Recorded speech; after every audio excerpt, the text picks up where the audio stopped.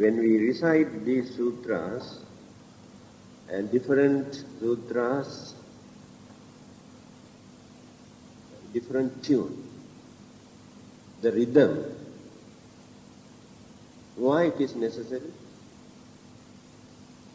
Certain tunes are very important for the human mind,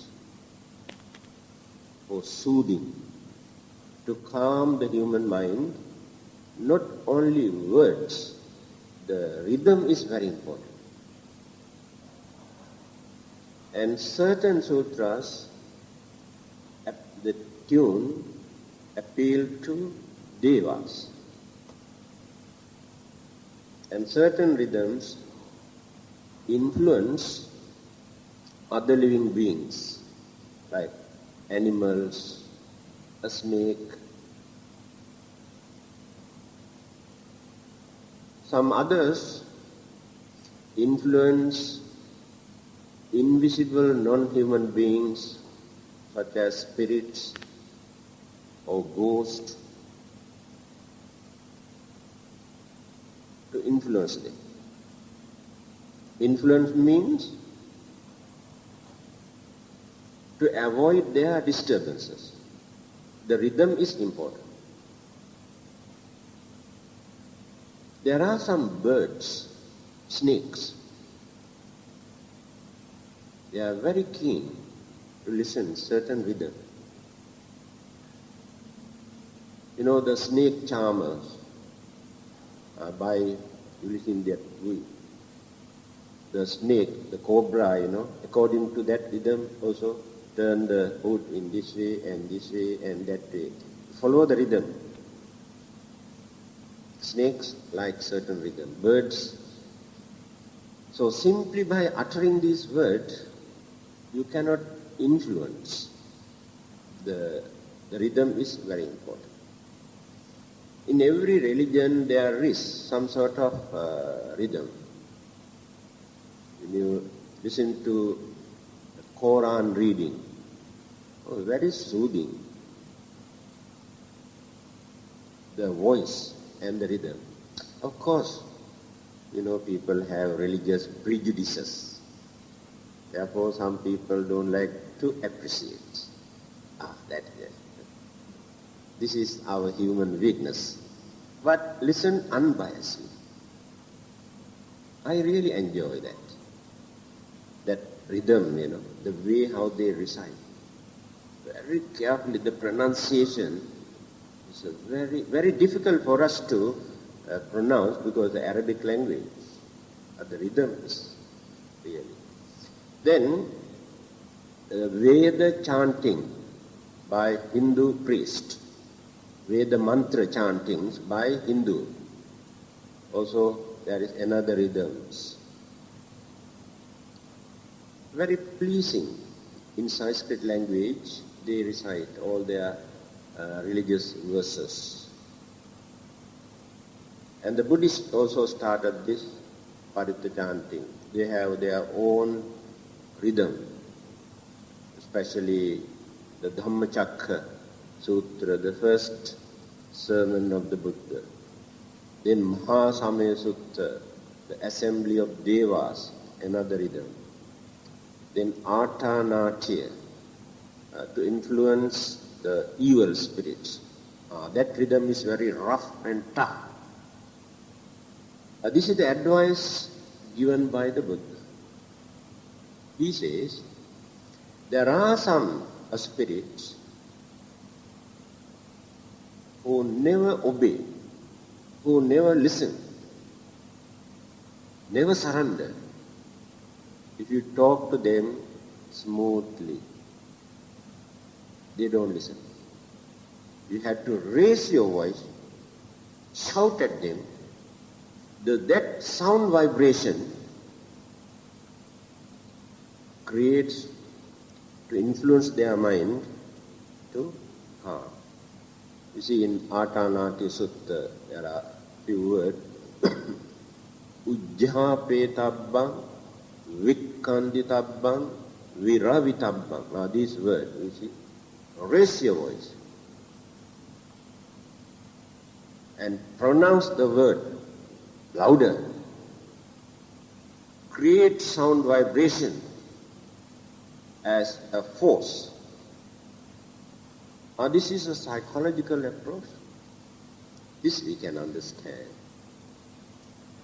When you talk to our children nicely, they don't care, they don't listen. Then you raise your voice and shout. Now these are human beings. And certain spirits or devils or yakkhas are very stubborn. They come to see the Buddha group by group. And the Buddha says how they behave. Some of them just come to the Buddha and say, "Hello, how are you?" That's all. Sit down. Some others just come, sit down. No talk, no respect. Some others just come and sit down. No talk, nothing. So proud. And some come and pay respect and sit down. After listening to his discourses, and some of them behave in the same way. Some of them just get up and walk out. No need, doesn't want to see the face also. And some others thank him and pay respect. You see, when you read Atanatiya Sutta, you can say, Appe kacche tunhi bhuta tatthe vantaradhavi. Tunhi bhuta. Just quietly walk out without saying even thank. So this is the nature. There are some human beings also when they come here. They also behave exactly like them. There is no difference, sometimes you can see. So then, what is there actually for us to use as the power or the authority to influence others, to protect others, simply by chanting these sutras? Still people cannot understand. First thing, our mind. Now, when we recite this for others, at that time, directly we have to focus our mind towards that particular person or group of people. If you go on thinking some other things while reciting this one, they don't experience, because the mental vibration and sound vibration, both are important. Sound alone cannot influence. Now when you recite a mantra, actually you do not know what you recite. And you never divert your compassion, kindness, but some people do that. So, the mental attitude is important. Second aspect, people have not learned this thing. Why it is necessary for us to recite one particular stanza or sutra for so many times, again and again and again and again, say 7 times, or 108 times, or 21 times. These numbers they have given, but there is some sort of hidden meaning. Why only 7 times? If not, why only 21 times? If not, why only 108 times? The numbers give different meaning. But it is not in the religious languages. Now take, for instance, you take glass of water. and recite. When you recite, you have to concentrate, you have to divert your mind. For what purpose? To whom you are doing this? Or for you or for others? And you do not know how much mental energy you impart into this glass of water. These energies accumulate in the water. The more you recite, and this will become more effective. That's the meaning of the recital of so many times. The more you recite, so much the better. Again, for you, when you recite for you, while reciting, you calm your own mind. Because at that time you develop your devotion, your confidence, and you do not allow some other sources to come and disturb the mind. So some sort of calmness there in the mind. Very difficult to develop this mind up to that extent. Therefore, chanting is very important to concentrate, to calm the mind, and to avoid rubbish, evil thoughts, and to protect us from various external sources. The mind and the sound vibration both work together. Then assume, now I am going to chant for you. And you just listen. But your minds are running here and there. Then you won't be able to experience good results. You had to divert your mind towards this sound, this recital. I had to divert my mind towards you. Then this relationship, communication, create the effects. The more you concentrate, the more you develop your devotion and confidence, the more you experience the good result. Another aspect.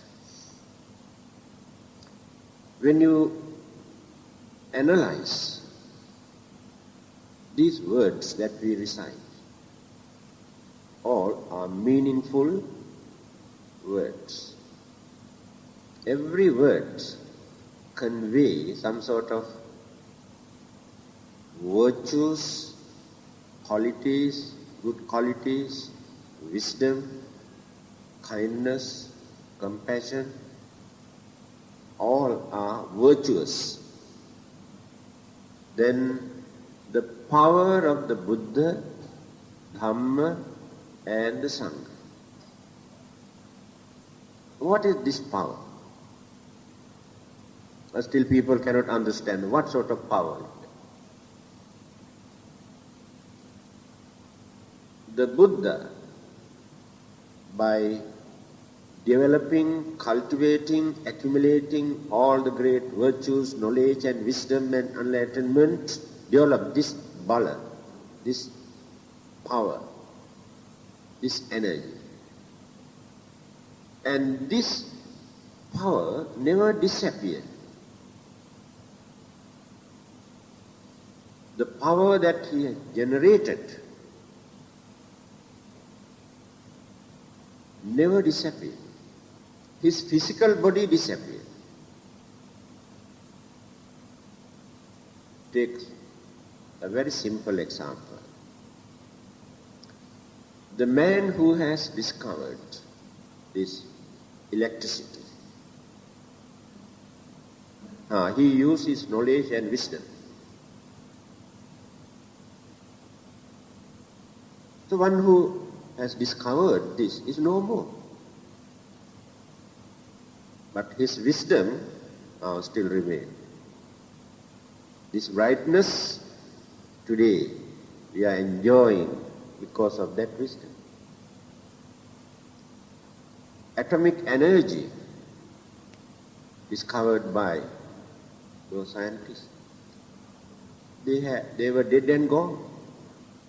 But the energy must remain forever. It is up to us to use this either for constructive or destructive purpose. That is our mistake. When they wanted to discover, they never had such ulterior motive that they want to misuse this energy for destructive purpose. And later we have diverted this to create a lot of disasters, destruction.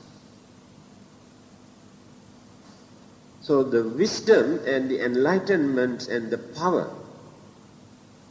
discovered, revealed, radiated by the Buddha never disappeared. So every time when you remember him, when you respect him, when you develop confidence in him, when you recite the word uttered by him, that power is still working. Then the Dhamma. What is Dhamma? Dhamma is justice and peace and truth and reality. This is called Dhamma. And these are the most powerful thing in this world. The power of the truth. Now when you develop your compassion, it is the power of the Dhamma is there. And that power again protects you in return. So when you develop your sincerity without bluffing others, you do not know, you develop a lot of power in you. Some people may try to swindle you, but many others respect you, honor you. They don't suspect you. When they come to know that you are an honest man, they respect you. This is the power of this time. When people come to know that you never harm another person, you are a harmless person, then people never suspect you. They love you. They like you. They never disturb you. That is the power of the Dhamma. So people cannot understand these things. Therefore, for everything they refer to God. But when you define this word, God, again we have to come back to the same qualities and virtues. That's why, according to their interpretation also, God is within you. God is not somewhere else. That means the power, confidence, devotion, the virtues that you have developed, God is within you, not somewhere else. When this question was put to the Buddha, where is Nirvana? He has given the same answer. Nirvana is not somewhere else. It is in your mind. When your mind is completely pure, you enjoy that nirvana in your mind. You do not know that. It is nirvana. But we create our own imagination according to our lack of understanding. That we want to go there, we want to enjoy. This is our normal human man's way of thinking. Human beings' way of thinking. Then the power of the Sangha. Sangha does not mean one particular monk, or not even those monks who exist today. When we respect, pay homage, the monks, we pay homage to the Sangha community. From Sariputta, Muggallana, Ananda, Kasyapa, Rahula, from the nearest disciples of the Buddha, and who have developed all the great virtues, who have attained sainthood, arahanta and nirvana. That Sangha community we take as Sangha, not individual person. So they have protected the Dhamma, imparted this knowledge to others, guided others as custodian. Otherwise, no Dhamma today. So while serving others, they also served themselves by cultivating the virtues and the good qualities. By neglecting themselves, they cannot serve others. And they also should not be so selfish to serve to themselves. Or, I want only my own peace and happiness. I don't want to be bothered to go and preach and teach and work with the others. That attitude is not very correct. But there are certain monks who don't like. Leave them alone. Let them have that freedom in their mind. This is the historical background. Then, these chanting sessions, all-night chanting especially,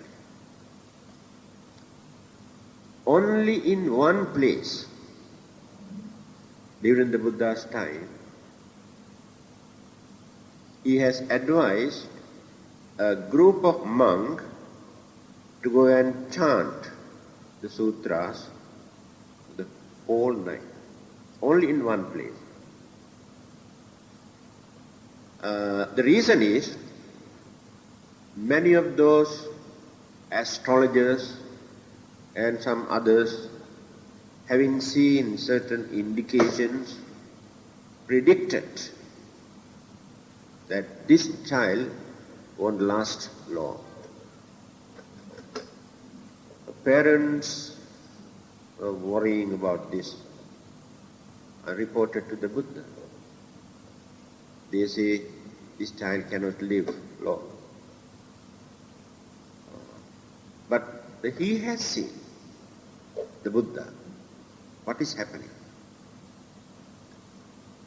If it is due to a very bad karma that this person has committed during his previous birth, the Buddha also cannot change it. No one can change it. Because the Buddha also had to face some of them.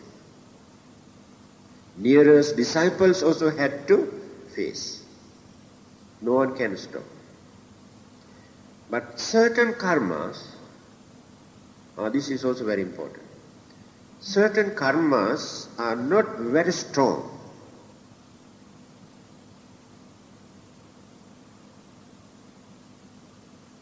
By using virtues and good qualities and compassion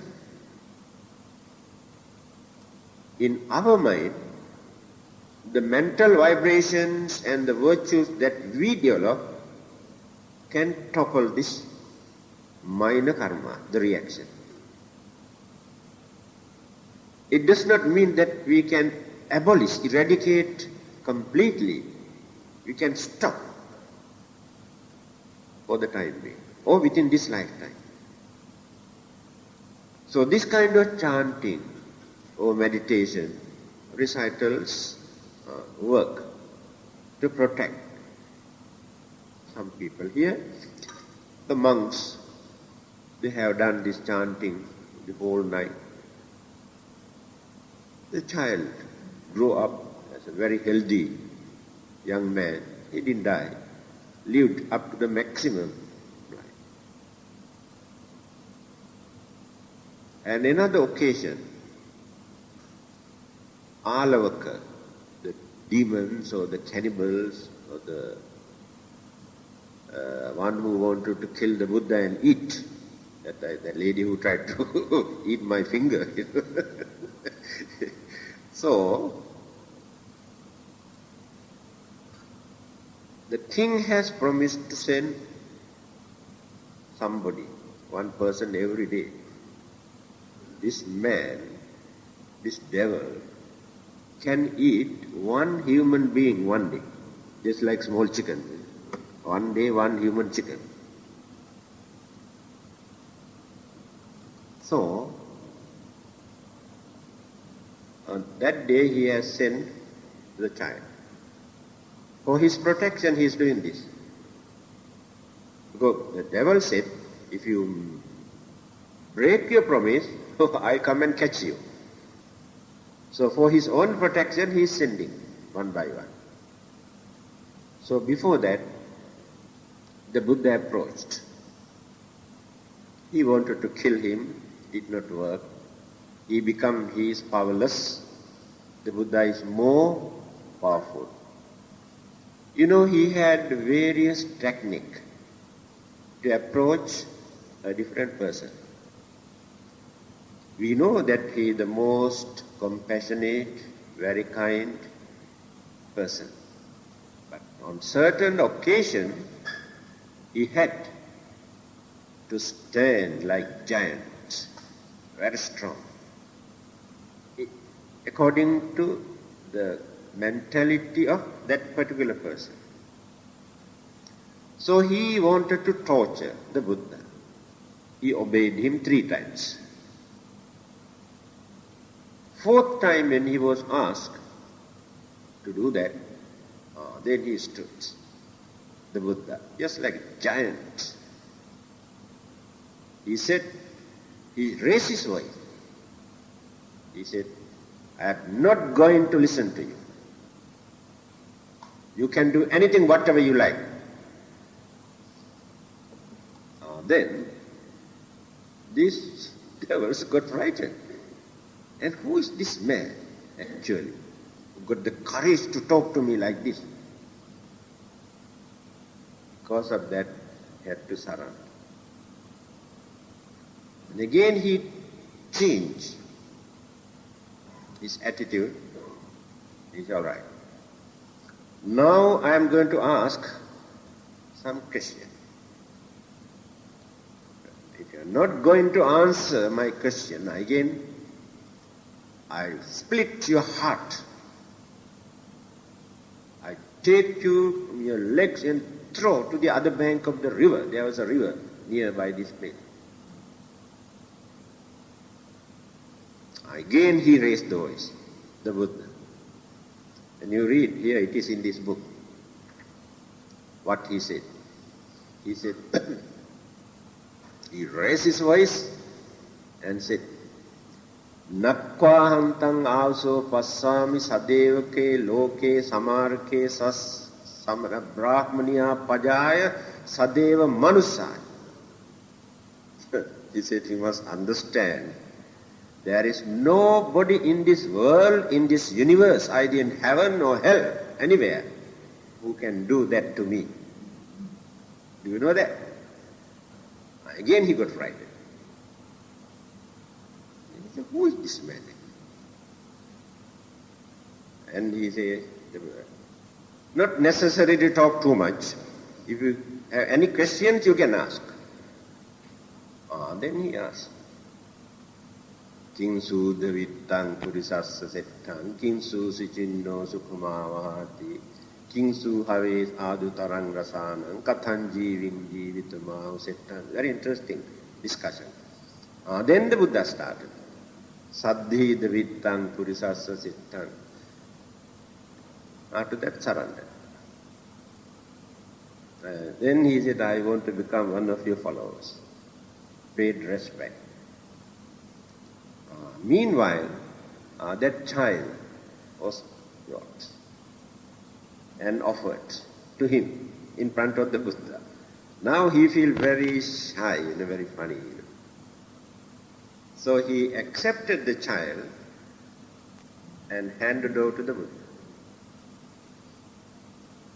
And then the Buddha, while holding this child, he said, Dīghāyuko hotu ayam kumara tuvanca yakkha sukhito bhavahi. child, my dear child, may you live long, dīghāyuko. Tuanca yakkha, yakkha means devil. You also, sukhito bhavai, may you be well and happy. Refer to the devil. That is the end of the story, settled everything. And he blessed the child, the Buddha, uttering this word, dīghāyuko hotu ayam kumara. So one day, the Buddha was very sick. Then, one of the disciples, known as Chunda, Mahachunda, is here in this book. He went to see the Buddha, and heard that the Buddha was very sick. Then he asked, how are you? How do you feel? Then the Buddha says, severe pain, intolerable. Then he said, Chunda, why not you recite this Sabbadanam here in this book, a sutra? Recite Sabbadanam. Then he started to recite. The Buddha was listening. After these recitals, Chunda asked, how do you feel now? Buddha said, I feel very much better now.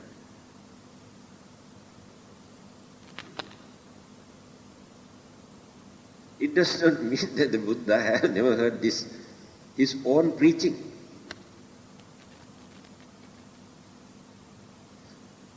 First reason that he wanted to encourage others also. Because if the Buddha also paid attention, invited to come and recite for him, what about the others? Because that sound vibration changed the elements, energies of the physical body. That is how people experience some sort of relief. Elements, also energies. When we analyze all the elements, in the end remain as energies.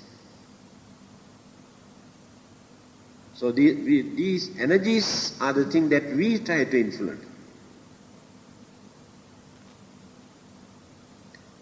This I have seen in 1975 in London. When I was there, we were invited to go and chant to a Buddhist scholar, Pali scholar, Mr. Hegel. He was the Secretary General of the Pali Text Society. So, one who translated Pali Sutras into English. He was very sick, having some heart trouble.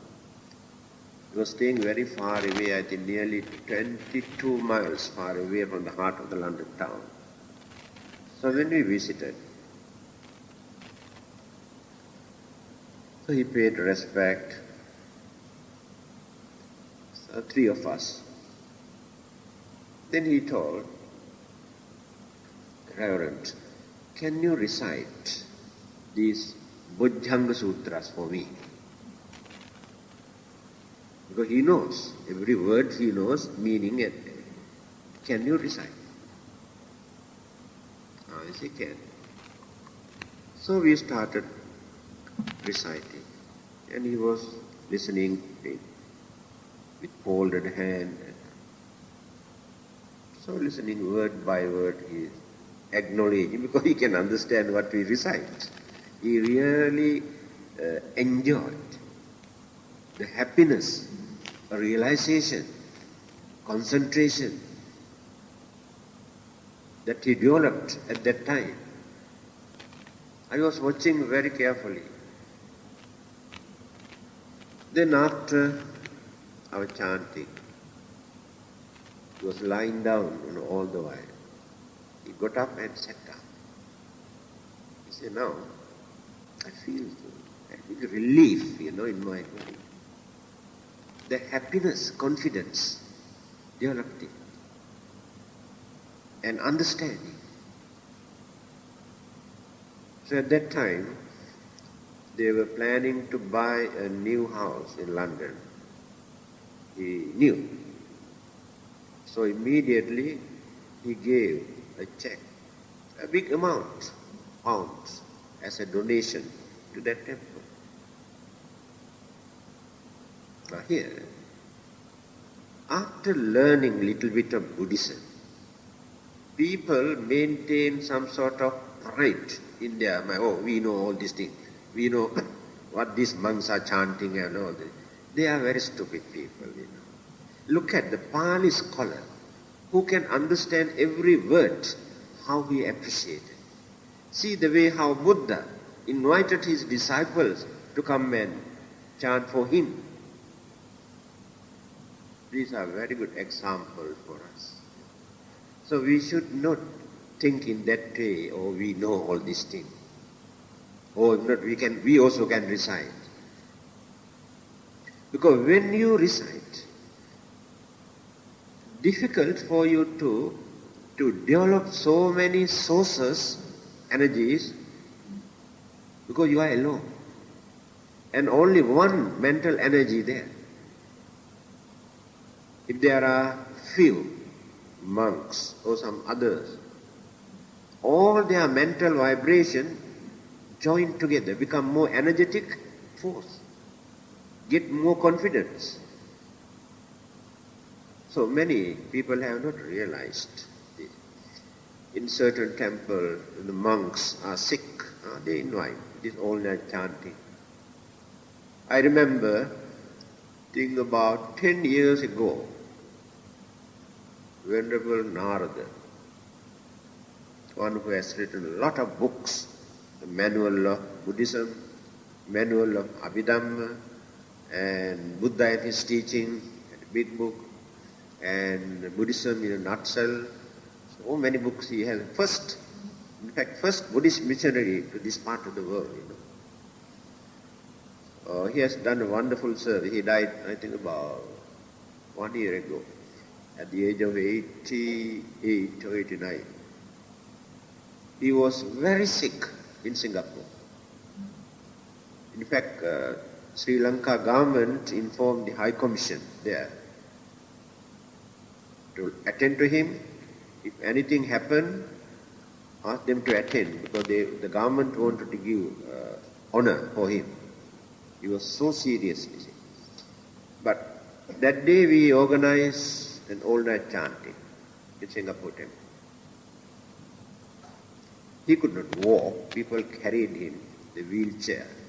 He was sitting in front of us. Then I gave a talk before our chanting, that services that he has rendered here in this part of the world to introduce Buddhism. In fact, he has paved the way for us to come. Otherwise, we have no chance to come. He has prepared the ground for us to come and work here. The credit must go to him. He is the pioneer. And I gave it. Then when I was talking like this, I was watching, the tears pouring, happiness created in his mind. Purposely I did this to please his mind. He could not talk even one word on that day. No voice. Then we started our chanting. After listening for a few hours, tired, he wanted to go and take rest. Going back. We continued the whole night. Next day morning, he could talk, laugh, eat. See, what are the sources? Energies are there. The atmosphere that we have created, the sound vibration. And we also have done this with confidence, kindness, compassion towards him. And how many monks were there? all of them have diverted their mind toward him immediately. So, next day, after dana, when we wanted to come back, we went to pay our respect. Then he said, I want to offer each of you something from me. The devotees might have offered certain thing, but I have not given you anything. So he went on searching everywhere in fountain pen and pocket watch and handkerchief or towels or whatever he had, and given to each monk. Happiness. So this chanting, for the last 2,500 years, all over the world, devotees experience. Then, another secret I think I have revealed, why the Buddha words are so powerful. I think you can remember. What is that? It's also important. Before his enlightenment, the determination he has developed in 3 ways to become the Buddha. Determination, aspiration. Mano panidhaya, vak panidhaya, kaya panidhaya. 3 ways. During the first period, only mana, mind. Only in his mind, contemplating, thinking, that one day he wants to become a Buddha, that's all. He maintained this for a longer period, life after life. Later he developed further. That is called vak. Vak means words. Then he started to tell others, I want to become a Buddha. Before that he never uttered even one word. I am working for that. Then the words also that he used, without misusing, without abusing, he developed this for a longer period. Then come to the last stage called kaya panidhaya. Kaya means body. Started to work for that. First he developed only determination. Then he developed words. Then action. By using his full effort, he used his body to do good work, good services, not to misuse his physical body. Do not know how long. But even then, he says, while he was practicing all these perfections or paramitas, occasionally he has violated certain precepts, because he is not a holy man. He is an ordinary man, but virtuous man, with a strong conviction, such as killing, or stealing, or sexual misconduct, and drinks and drugs and all these things he has done occasionally. But after becoming the Buddha, when he surveyed, traced back what he has done during his previous birth, he has revealed some of them. Very little bit he has revealed.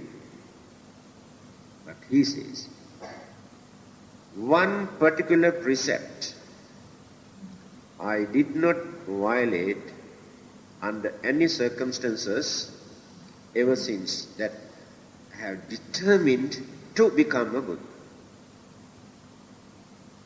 What is that? Not to misuse his words without telling lies. The most difficult thing for others to do. never uttered one word, either to mislead others or to harm others or to gain something for him, personal benefit with selfish ideas, never uttered even one word.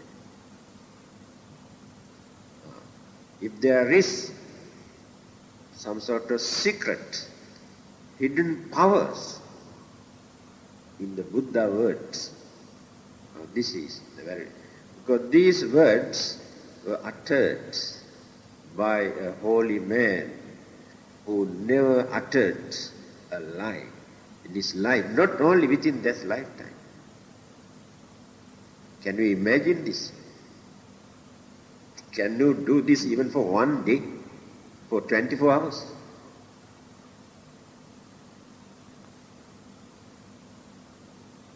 So, after his death, actually, there were very few Buddhists at that time, during the Buddha's time. The majority belonged to various other religious groups, but they too respect. They did not accept the Buddha's teaching, at first very few disciples accepted.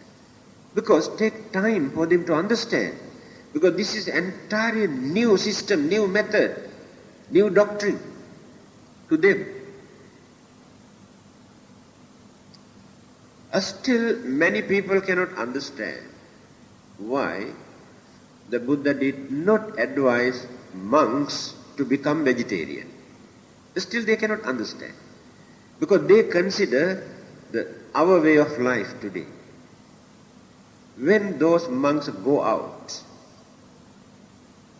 people don't bring, there are no such devotees at the beginning.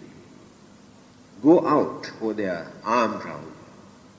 Their system is not to choose some particular house.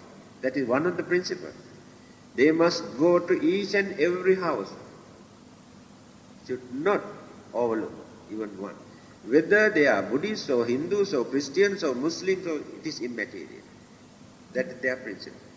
So, nearly 95% of them belong to non-Buddhist group. But they visit, asking their food. So when they visit their houses, they offer whatever they have prepared as their food. Whether it is vegetable or rice or meat or fish or this, makes no difference. For their survival at that time it is very important. No such organized dana at that time, at the early part of the life. People cannot understand this thing.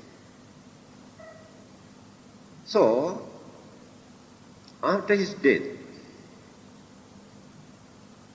1 week after his death, the dead body, the king also came. He was not a Buddhist, but pay respect. The dead body is carrying out. Huge crowd assembled just to see. Mostly non-Buddhist. One voice, irrespective of their religion. They said, here, this is the dead body of a man who never uttered a lie. This is the credit that they have given to him.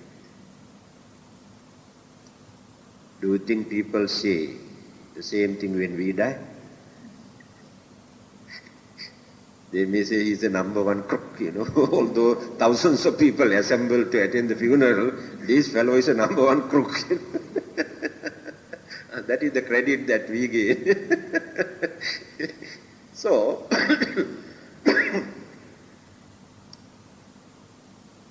the power of the Buddha words. But that is not enough. Our devotion, confidence. When you develop with these powers, immediately you can see. One day, an Indian, he was working in the Ministry of Home Affairs, Secretary General. brought his child. He said for 3 days, this child did not open his eyes. Don't know what is wrong with it. Doctors also say nothing wrong. So they brought this child. So I went there, gave some blessings and a little bit of water to drink. Immediately after that, just front of the Buddha image, this child opened the eyes. To the parent, this is a miracle. Of course, today some others also perform this kind of miracle. They are ready-made ones, Earlier they apply something to close their eyes, go there and perform some sort of conversion ceremony. Here, open, open. Oh, see the miracle, the God open. There are no such tricks. So I have given many reasons for you to understand why these recitals are important. Then the second question is, how can we experience some good result if we cannot understand what we recite, the language problem? That is why in other countries like China, Japan, Korea, Mongolia, and Taiwan, they use their own language. They have translated this into their own language and chant. There's no harm at all. They can understand what they chant. But our belief is that these words are the Buddha words, uttered by the Buddha, the language spoken by the Buddha. So we try to follow the same style, same language, same word. To understand the meaning, the translations are available. This is our system that we maintain for more than 2000 years. Another clarification. There are some scholars, some educated people, who have written even in their books also, to tell others that the Buddha did not preach in Pali by using the Pali language, to show how clever they are. That is the only idea. Otherwise, by telling that, they cannot do any service to Buddhism. The Buddha did not use the Pali language. This can create a lot of confusion in others' mind. People lose confidence. Oh, these are not the Buddha words. The later his disciples might have written all these things. Create that in their mind. To clarify this. There were 6 languages at that time. Surasena, Paisati, Apabhransa, Magadhi, Ardhamagadhi, Sanskrit. 6 well-known languages. Colloquial, different languages and different district, provinces. Today there are more than 200 in India. So, the Buddha has studied Sanskrit and other languages also. And he knew this Sanskrit language was used by the Brahmins. It is the language of high-class Brahmins, religious language, Sanskrit. Very rich language. Even German, English, Russian, when you study very carefully how many Sanskrit words are there, derived from Sanskrit. And here, Bahasa, I think more than 50% Sanskrit word in the dictionary you can see. And other countries around this area, Thailand, Burma, Pali and Sanskrit. But ordinary people cannot understand this Sanskrit language. Therefore, Buddha did not choose that language to preach. Then the province, the name of that province where he spent much of his time is called Magadha. Magadha province in northern India. So at that time, they used this language. It is not entirely different language, similar to Sanskrit, but easy to pronounce.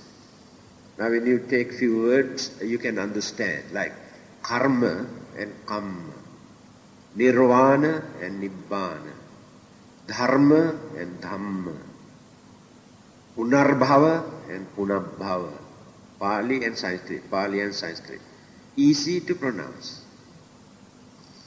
So, he had to use that Magadhi, the Magadha, the language used by the people in Magadha province. So at that time, this language was known as Magadhi language. It is mentioned in our book also. Sa Magadhi. This Magadhi language. So, even in Sanskrit and those languages, the grammar, the grammatical, the sentences were not very advanced at that time. In spoken language, people never consider about grammar. Now in our language, our mother tongue, when we talk, we never think of grammar. We can talk without grammar, but people can understand very clearly. And Hindi language also, very easy to understand. The grammatical influence there is a very little bit only. So people can understand very easily. But Sanskrit is very hard. So in this Magadhi language, the terms, explanations given by the Buddha is very simple. The way of talking is very simple. This you can understand. When you read one discourse, one sutra, you can see the same thing going on repeating again and again and again and again and again and again in one sutra, sometimes 10 places. That is their way of talking. These sutras are not essays written by the scholars to show the style of the language and easy to remember. So, carried out for nearly 500 years in oral tradition, in memory by the disciples, arahantas. Remember, these disciples are not like ordinary monks, they are arahantas. Their minds are pure, completely pure. Their memory is remarkable because no other worries in their mind.